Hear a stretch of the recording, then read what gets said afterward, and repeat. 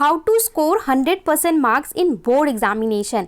हर student के mind में एक बार ये क्वेश्चन ज़रूर आता है क्लास 10 में आने के बाद। Hello students, this is me Mudita and once again welcome on Mudita IAS warriors. So class 10 आपको कौन सी बुक्स या कौन सी रेफरेंस बुक्स पढ़नी चाहिए जिससे आप 100% मार्क्स स्कोर कर सकते हैं। So let's start. First of all हम बात करते हैं मैथमेटिक्स की, यानी मैथ्स में आपको कौन सी बुक्स या रेफरेंस बुक्स पढ़नी चाहिए।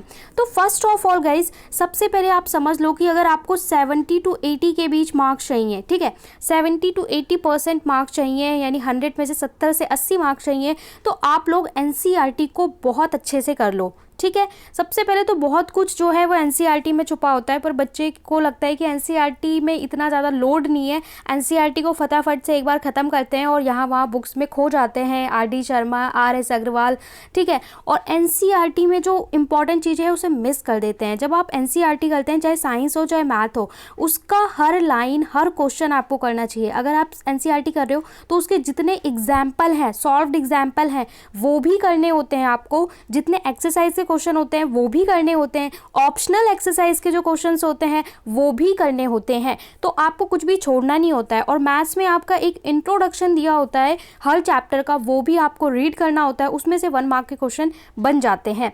और साइंस अगर है तो इसी तरीके से साइंस में भी आपको हर लाइन NCERT की पढ़नी होती है। जितने भी टेबल दिए होते हैं, टेबल चार्ट या एक्टिविटी दी होती है, वो भी हमें NCERT की करनी होती है। जितने इंटेक्स्ट क्वेश्चन साइंस में दिए होते हैं और एक्सरसाइज सारे क्वेश्चंस करने होते हैं, उसके बाद 2-3 बार करने के बाद ही हमें अदर बुक पे जाना चाहिए। तो ये सब अगर आप कर लेते हैं, क्योंकि 10th क्लास का पेपर जो बनता है CBSE के द्वारा, वो आपका NCERT से बनाया जाता है, NCERT को बेस मान के बनाया जाता है, तो most of the question NCERT से ही कवर किए जाते हैं। तो 70 या 80% तक अगर जो मार्क्स आप जो चाहिए तो वो आप NCERT से ले सकते हैं। इसके बाद आपको क्या करना है, जो आपको MCQ, क्योंकि आपको पता है ऑब्जेक्टिव टाइप का जो क्वेश्चन है वो इंक्रीज़ किया जा रहा है, ठीक है, और अभी तो 50% कर दिया ऑब्जेक्टिव, तो ऑब्जेक्टिव को बढ़ाया जा रहा है, objective type question MCQ question बढ़ाए जा रहे हैं। तो इसके लिए आपको सबसे अच्छी बुक है NCERT एग्जाम्पलर, ये आप लोग ले लें और इससे प्रैक्टिस करें। इसके क्या बेनिफिट हैं? बेनिफिट नंबर 1 है इसका कि सबसे पहली बात, इसमें आपको कॉन्सेप्चुअल क्वेश्चन, प्रैक्टिस के लिए क्वेश्चंस मिल जाएंगे, इसमें आपको MCQ टाइप क्वेश्चंस मिल जाएंगे। एंड अगर आप साथ में NTSC का प्रिपरेशन करना चाहते हैं, NTSC का प्रिपेयर कर रहे हैं, NTSC का एग्ज़ाम देना चाहते हैं, या 10th के बाद जो भी कॉम्पिटिटिव एग्ज़ाम देना चाहते हैं उसमें मैथ और साइंस आएगा, तो भी उसके लिए भी ये बुक अच्छी है, क्योंकि वहाँ पे भी आपको MCQ देखने को मिलते हैं। तो यहाँ पे ये आपको हेल्प करेगा, जो ये एक्स्ट्रा 20% मार्क्स जो होते हैं, जो आप ऑब्जेक्टिव में फंसते हैं, तो उसकी प्रैक्टिस करने के लिए भी हेल्प करेगा और साथ में NTSC के लिए भी हेल्प करेगा। तो ये आप हेल्प बुक ले सकते हैं, अच्छी है, NCERT की है। इसके बाद प्रैक्टिस करने के लिए और नए क्वेश्चंस के लिए ये आप ले सकते हैं ULIKE का सैम्पल पेपर।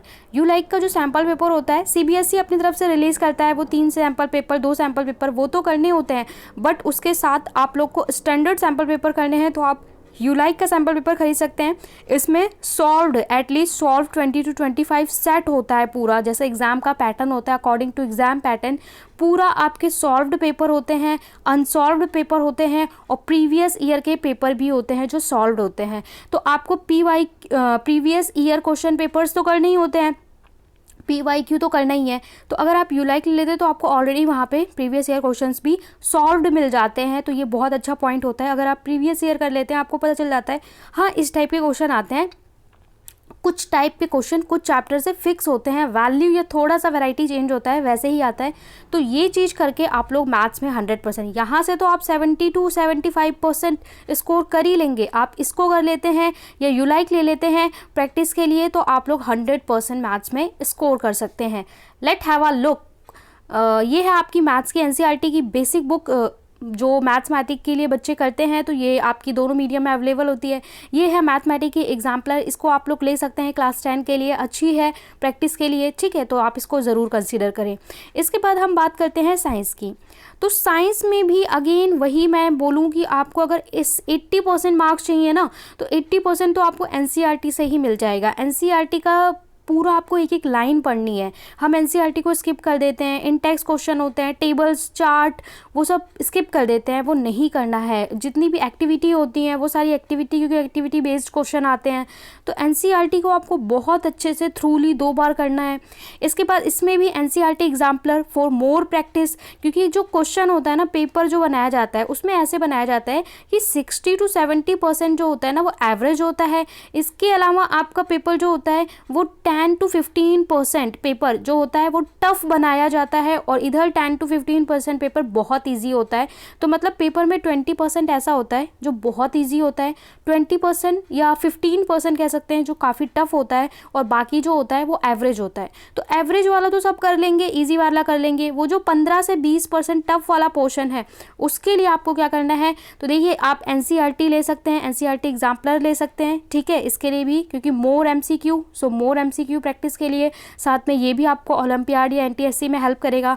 इसके अलावा लखमीर सिंह और मंजीत कौर की बुक्स आती हैं, फिजिक्स, केमिस्ट्री, बायोलॉजी, उसे आप रिफ़र कर सकते हो। तो आप इन दोनों में से एक भी ले सकते हो, ठीक है, या दोनों भी ले सकते हो। तो let have a look for science books. तो ये हैं आपकी साइंस बुक्स, ये आपकी एनसीईआरटी बुक्स होती हैं, ये आपकी एग्जाम्पलर हैं एनसीईआरटी की जो आप ले सकते हो, काफ़ी अच्छी बुक है। इसके अलावा ये आपकी फिजिक्स, केमिस्ट्री, बायोलॉजी की लखमीर सिंह की बुक है। तो ये आप जो भी आपको सूट करता है, एनसीईआरटी तो आपको पढ़ना है, हेल्प बुक के लिए एनसीईआरटी तो पढ़ना ही पढ़ना है, हेल्प बुक के लिए आप ये ले सकते हो, ये ले सकते हो साइंस में। अब हम मैथ और साइंस हमारे मेन सब्जेक्ट होते हैं, सोशल साइंस। इसके बाद हमारे 2 होते हैं लैंग्वेज, तो लैंग्वेज में तो आप एनसीईआरटी करिए। सोशल साइंस के लिए अगर हम बोलें तो सोशल साइंस के लिए अगेन एनसीईआरटी की एक एक लाइन आपको ये लिख लेना चाहिए कि एक एक लाइन पढ़नी है।